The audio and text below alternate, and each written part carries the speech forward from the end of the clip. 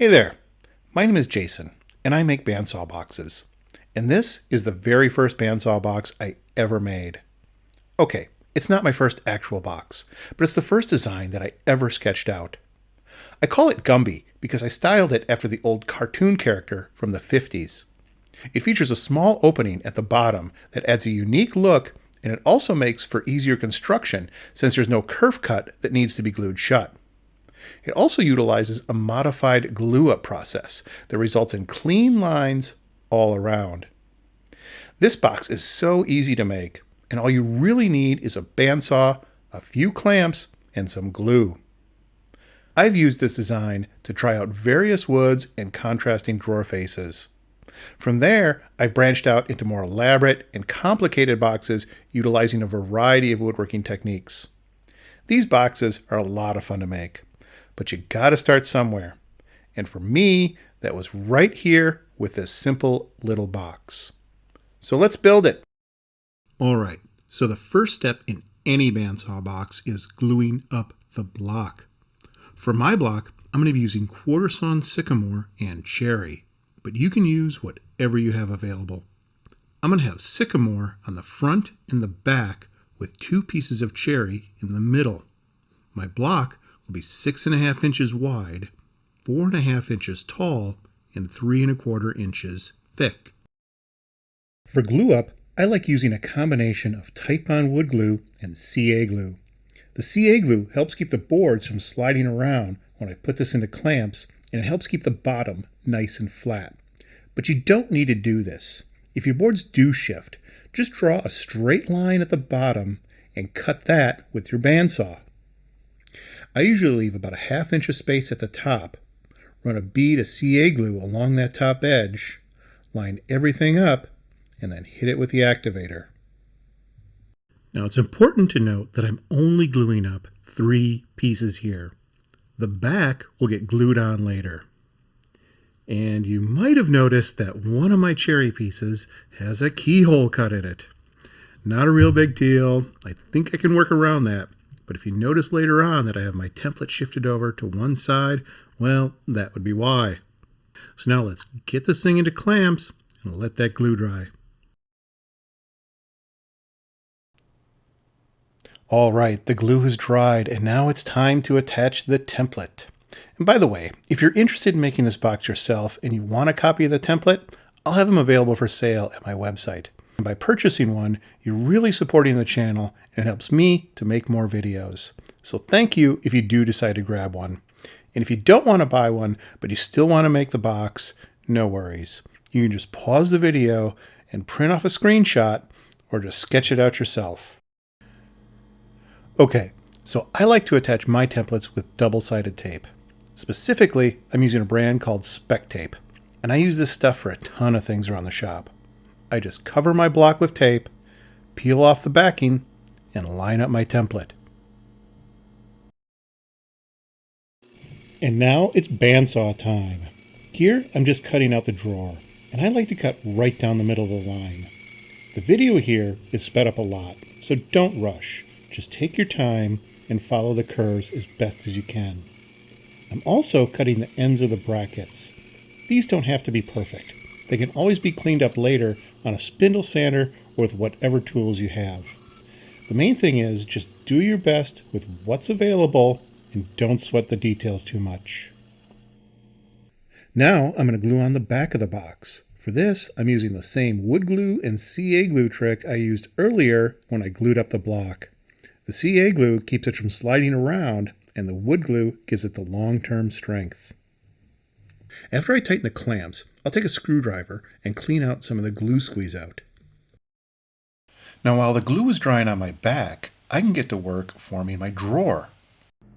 I like to place a mark on both the front and the back of my drawer to help ensure that I get everything oriented correctly when I glue it back together. Here I've made a simple fence for my bandsaw using a straight piece of wood which I've clamped down to the table.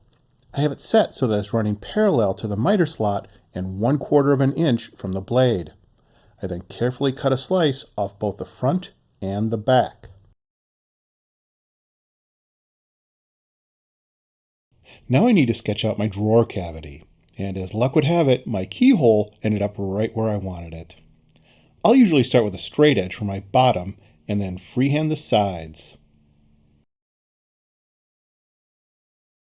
And then I'll make that cut on the bandsaw. Now, there isn't much room for fingers here, so it's usually a good idea to have a piece of scrap wood handy to use as a push stick.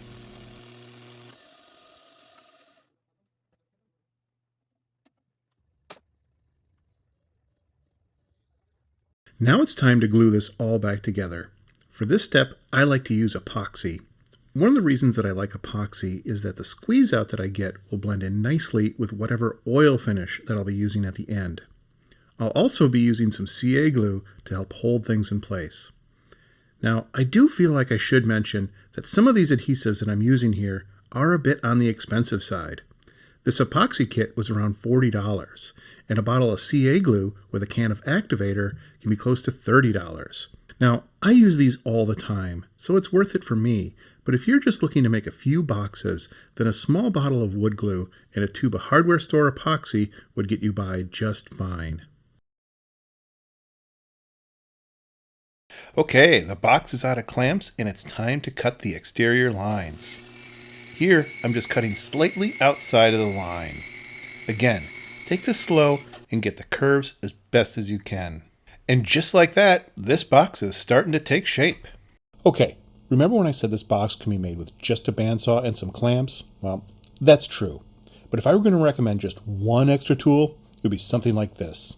A stationary belt sander. This tool can really take your box to the next level and does it really fast. I've got an 80 grit belt on here, and with it I can remove all the blade marks and even refine the contours of the box. It gives me a smooth surface really quickly, but it's still going to need some finish sanding. Now check this out. I'm going to swap the 80 grit belt for a 220. Now normally I would never recommend jumping that far in grits, but with a belt sander it just works. I'll still need to do some finish sanding at the end, but this will really speed things up. Now I'm going to put in some roundovers on my router table. If you don't have a router table, don't sweat it. You can always round your edges with some sandpaper. I'm going to put in a 1/8 inch roundover on all of my front edges, including the drawer, and then I'll put a 1/4 inch roundover on the back.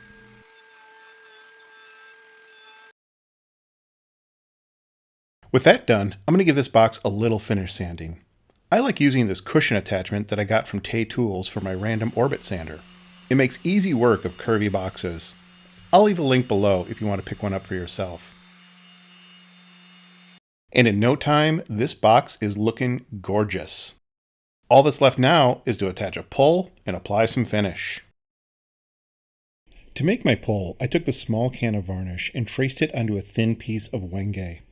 I cut that on my bandsaw, trimmed it down, and shaped it until I got something that I was happy with.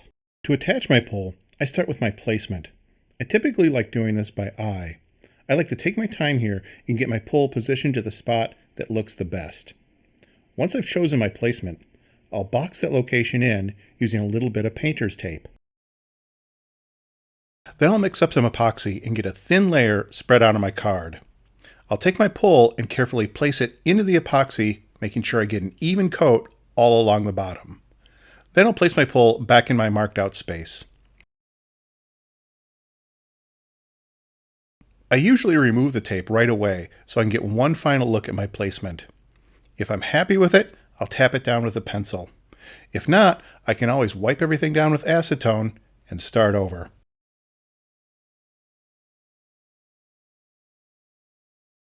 Now it's time for finish, and one of my go-to favorites is tried and true oil. It's an all-natural oil finish that really brings out the beauty of the wood. And the best part is, it couldn't be easier to apply. All you do is wipe it on and wipe it off. I like to work it in with a non-abrasive synthetic pad, making sure I cover all the surfaces inside and out. You don't need a heavy coat, just a thin layer is enough. This is always my favorite part of any project, watching the colors deepen and the grain come alive. The sycamore really lights up with that ribbon-like figure, and the cherry warms up beautifully. It's one of those moments where all the effort of building really pays off. Then I just wipe off all the excess with some clean rags, and this thing is done.